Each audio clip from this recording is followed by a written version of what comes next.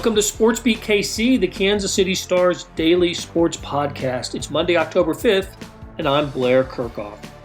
Today's episode was supposed to be devoted to Sunday's Chiefs-Patriots game.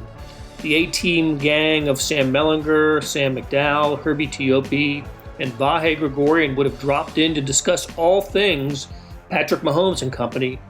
Well, as you know, that got pushed back by a day. We learned Saturday morning that Patriots quarterback Cam Newton tested positive for COVID-19. So did Chiefs backup quarterback Jordan Ta'amu. The announcement of the postponement came before noon on Saturday, and of course the game was scheduled to be played Sunday at 3:25. At the time, we didn't know when it would be rescheduled, but when no further positive tests were revealed on Sunday morning, the NFL announced then that the game would be played today, Monday, at 6:05 p.m. Now, this creates a bit of a jam on the Chiefs' schedule. After today, they're scheduled to meet the Las Vegas Raiders on Sunday at Arrowhead and then play at the Buffalo Bills the following Thursday night. That's on October 15th. That'll be 3 games in 11 days for the Chiefs. Quite a pinch. We haven't talked to any of the Chiefs since the news broke on Saturday. That won't happen until after tonight's game. So for today's SportsBeat KC, let's keep it with the Chiefs to open things up. You'll hear from wide receiver Mecole Hardman, who met with reporters on Friday. Hardman spoke to his role on the team and adjusting his game to align with Patrick Mahomes' arm strength, among other topics. After a break, you'll hear some game action from a couple of games this weekend. Kansas State's victory over Texas Tech and Missouri's loss at Tennessee.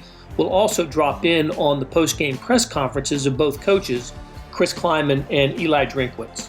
KU also played this weekend, losing big to Oklahoma State, but a cool moment occurred in Lawrence on Saturday when the school unveiled statues of football heroes Gale Sayers and John Hadle.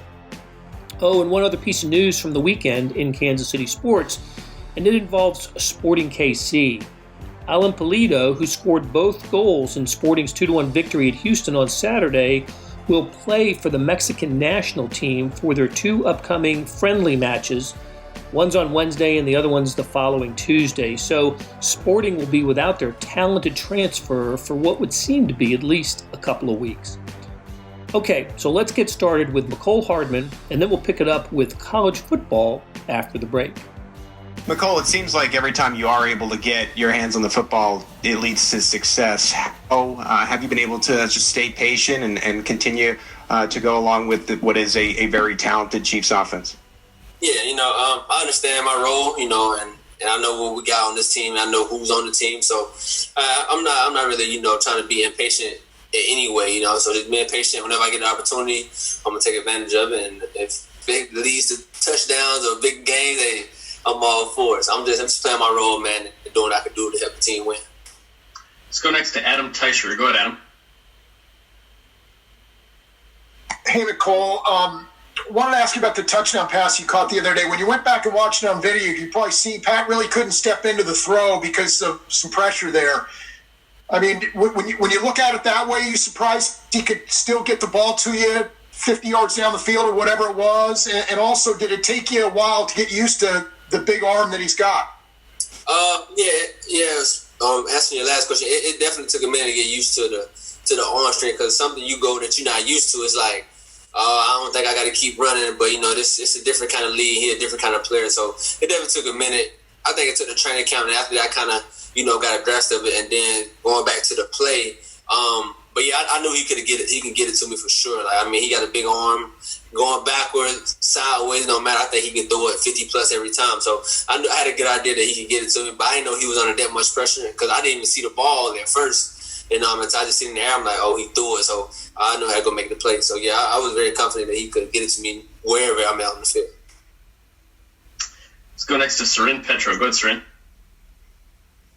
Mecole, I'm curious. What you've had a chance to see the Patriots now before. What makes them so special in their defensive backfield? What do they do differently in their coverages than everybody else? I think they got a unique defense. I think Belichick do a good job of putting guys in the right place for them to succeed, and they do something different that a lot of teams don't do. They they're good at taking what you're good at away, you know, and make you beat them other kind of ways, you know. So I think they do a great job of that. But as us as a team, we just got to go in and you know, take advantage of what they give us. Just take what they give us and then go from there. And then whenever the big play presents itself, we got to capitalize on it, because they're not a team that really give up big plays like that. And the best way we can just keep, you know, nickel and diming and nickel diming them all the way down the field, I think would be just fine. Let's go next to Nate Taylor. Go ahead, Nate. Hey, Mecole, I'm interested, you know, seeing Tyreek be a leader last year for you as a rookie. What has impressed you most so far this season when it comes to Tyreek Hill?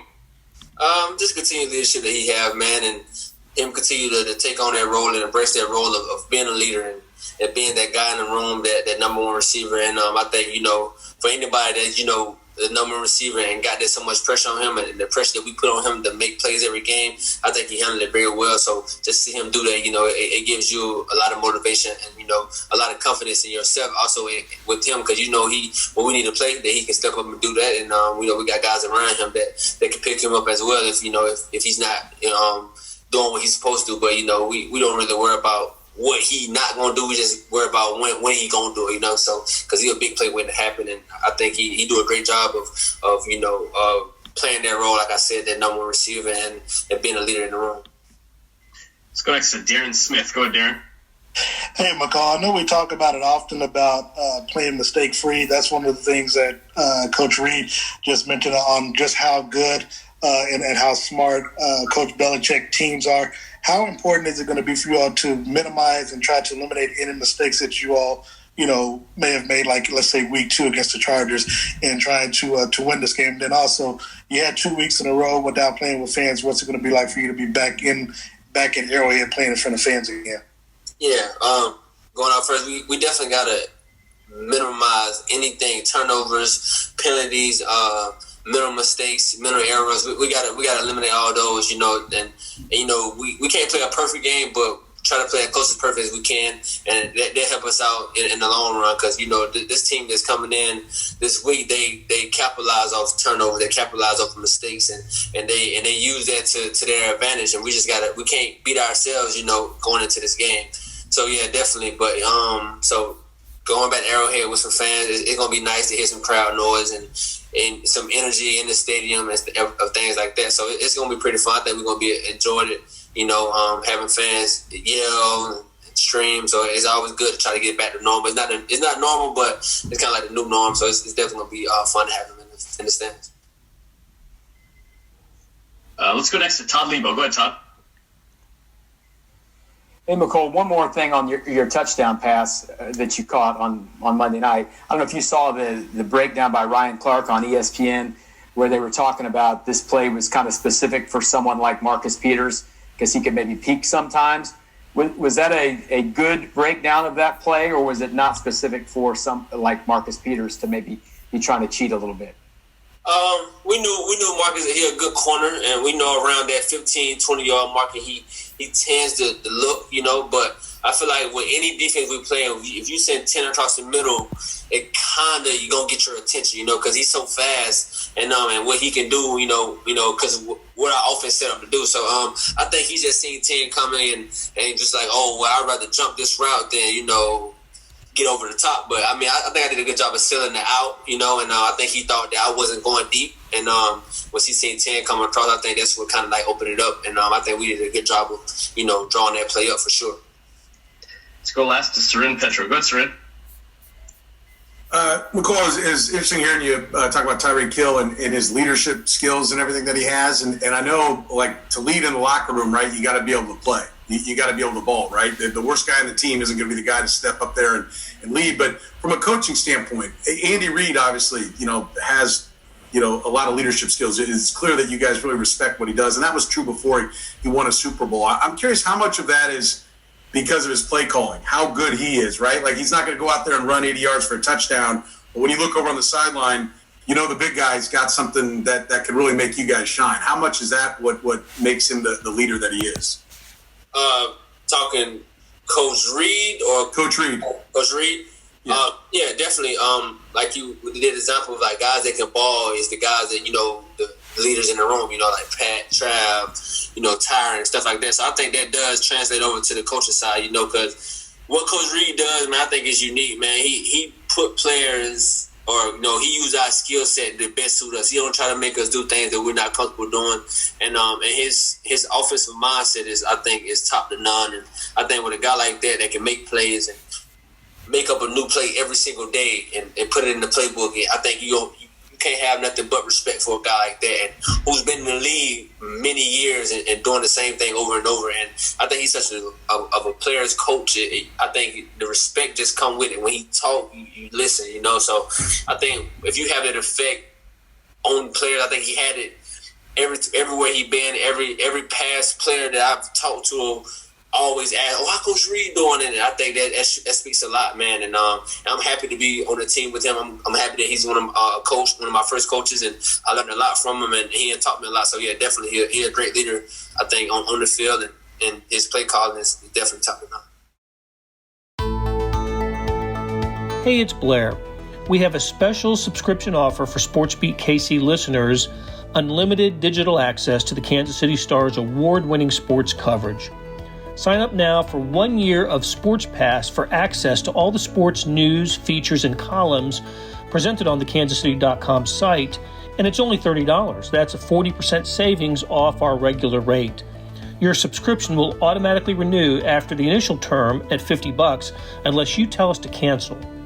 Your subscription helps support the sports coverage of kansascity.com and the Kansas City Star, and that support has never been more important. Please visit kansascity.com/SportsBeatKC offer to get this special offer. And as always, thanks for listening. Okay, let's switch to college football. Kansas State picked up a hard-earned victory on Saturday, 31-21 over Texas Tech. The Red Raiders took the lead in the fourth quarter, but the Wildcats produced the game's final 2 touchdowns. You'll hear 2 big plays from the game: Jerron McPherson's end zone interception that ended a Tech drive, and then Deuce Vaughn's 70-yard touchdown reception that put the game on ice. After that, you'll hear from Coach Chris Klieman, who offered an interesting thought comparing this game to the Oklahoma victory last week. And then you'll hear some game action from Missouri's loss to Tennessee. I picked out what I believe was the Tigers' best moment: Connor Bazelak's 37-yard completion to tight end Logan Christopherson. After that, you'll hear Mizzou coach Eli Drinkwitz sum up the game. Well, what a great win by our program and by the guys and team. It was a total team win against a really good Texas Tech team. And I told the guys, we faced an awful lot of adversity through the week. We faced an awful lot of adversity, obviously, today with guys going down and different things. But we kept battling through the adversity, and they were not going to let each other down. And we're just going to keep preaching that to the guys that play for the guy next to you, play for each other. And that's what they did. And so proud of the fact that we were able to come back after being down 21-17. And I told the guys in the locker room that was as great a win as the Oklahoma game was the week before. This was bigger because we had to bounce back from a big road win, and we came back and played really well against Texas Tech and found a way to win. We'll start with John Kurtz. Yeah, Chris produced to do what he did for you guys down the stretch again. I mean, what can you say about what he's been able to do so far? Well, he's obviously a special talent and really good with the ball in his hands. And I can't say enough about our offensive line today. Our offensive line showed up and played exceptionally well. We were down Cooper, Beebe early in the game, so essentially 5 and a little bit of 6 guys with the true freshman, Carter Willis, playing a little bit, battled and did a great job of opening up some holes. And Deuce played really well and had a ton of help with the offensive line. Give an update on Skyler and what his status is? I do not have any update on Skyler other than they said he was just out. Did you take issue at all with the hit that he took that knocked him out of the game? No, I mean, it was penalized. And I mean, one thing, Matt Wells is as classy a guy as there is. And so, no, I don't think there was nothing malicious by it at all. It's the game of football. Thanks, Chris. You bet. Ellis. Chris, how did you go about managing Will Howard, given that this was his first significant action today, and how do you think he responded out there? Well, he did a great job for us, and we didn't open up everything for him, but Will can handle a ton for a true freshman. And they pressured him, and we knew they were going to pressure him. And the 2 third down plays that we were able to convert on that last drive, one to Sebastian, he put on the money on a 3rd and 5 that forced them to use every time out. And then the 3rd and 4 or 5, he hung in there against pressure and found Deuce, and Deuce makes an explosive play. And it tells me everything I need to know about Will Howard. He's a competitor. He's a winner. He wants the stage, and it wasn't too big for him. And once again, credit the offensive line. They did a great job protecting him. We're in plus territory. Pistol formation. Roosevelt spins, throws, and passes caught for the first down and more. Logan Christopherson, the junior tight end out of Lamont, Illinois. I'm about to call on 4th down, Dave, to throw the football. Look where his football is. High and away, over the defender, giving it 6'6", 255. Hey, Coach, what'd you think of the way Connor came in the second quarter and then finished the game for you guys, and how do you think he solidified himself maybe as your guy moving forward or not? Yeah, I'm not going to make any decisions right now, but I did think he played, handled himself well, handled the environment other than the one decision on the interception. I thought he managed the game really well and gave us a chance to move the ball. He made some good throws, made some good reads. So, Dave Matter, go ahead, Dave. Eli, how much do you have to adjust the playbook when you go to Connor full-time? Yeah, I don't. Yep. Peter Ball, go ahead. Hey, Eli, I guess why has Sean's rushing ability not been as much of an asset as maybe you guys had thought it was going to be at the beginning of the season? I don't know. Just hasn't been. Maybe they're keying on it. Maybe, I don't know. Just hasn't been what we need it to be, and we got to continue to find ways for it to be that way. Mitch 40, go ahead, Mitch. Eli, you mentioned the slow start on defense. A lot of that was Tennessee running the ball. I guess what do you need to see different from your run defense moving forward? We got to stop people. We got to make tackles. I mean, we can't give up 10-yard gains on second down. They were 4 for 4 on 4th down. I think all of them were quarterback sneaks. We just got to be better in the trenches. We got to be better on defense. Suichi Terada. Suichi, go ahead. Eli, a few drops last week, a few more this week. Aside from just talking about it, how do you address that? I don't know, but we got to address it. 4 big drops, 2 on 3rd downs, 1 for an explosive play that would have been big for us. So, I mean, those are, one was a 3rd down, led to a field goal. The other one was a drive that would have been a touch. Had a chance to be a touchdown. The other one was a 3rd drive and start the second half, and we can't drop the football. Bill Pollock. Bill, go ahead. Yeah, Coach, you talk about winning in the trenches. Can you talk about some things specifically, both with your defensive and offensive line, that need to be fixed? I mean, I'm going to have to go back and watch the tape. I don't know. I think there was a couple times we missed tackles, but, I'm going to have to go back and watch the tape, figure out exactly what it is. Dave Matter, I think I lowered your hand on accident, but Dave, I think you had a question. Go ahead. Eli, just the way that Larry's been running and the good things you saw from Connor, do you feel like you're really close to clicking on offense, or is this still a long ways away? I mean, there were times I thought we were clicking pretty good. I thought Dame Hazelton did a really nice job getting open, and Connor and him had a connection. I thought, we were running the ball well. We were converting on 3rd downs at flashes, but there's just not the consistency right now, and I got to start and take a look in the mirror first. That'll do it for today. Thanks to our production staff of Derek Donovan, Randy Mason, Beth Wells, Jeff Rosen, Chris Fickett, and Savannah Smith. Links to stories about the Chiefs and college football can be found in the show notes and on kansascity.com. Every day you hear me talk about the Sports Pass offer. The $30 for a year's worth of sports coverage, including the e-edition that has so many pages you don't have time to read it all. Well, we have an even better deal. For a limited time, you can subscribe to Sports Pass for 99 cents a month. That's right, 99 pennies a month. After 3 months, it auto-renews at $5.99 a month unless you cancel. So, 2 deals on the table. The $30 a year offer still stands, and now there's a 99 cents per month offer. You can't beat that. Then there's the entire Kansas City Star product available for you as well. Sports news, features, commentary, and analysis, the whole thing. You get all the stories written by my talented colleagues, plus additional news, sports, and business coverage with the e-edition.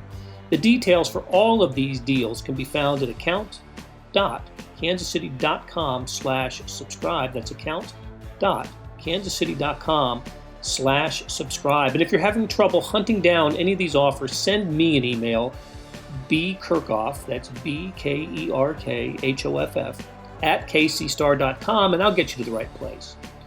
And you know, whether it's the Sports Pass or the full subscription, you're getting and supporting the best sports and news coverage in Kansas City and helping us produce programs like SportsBeat KC. Thanks for listening, and we will be back on Tuesday talking Chiefs-Patriots.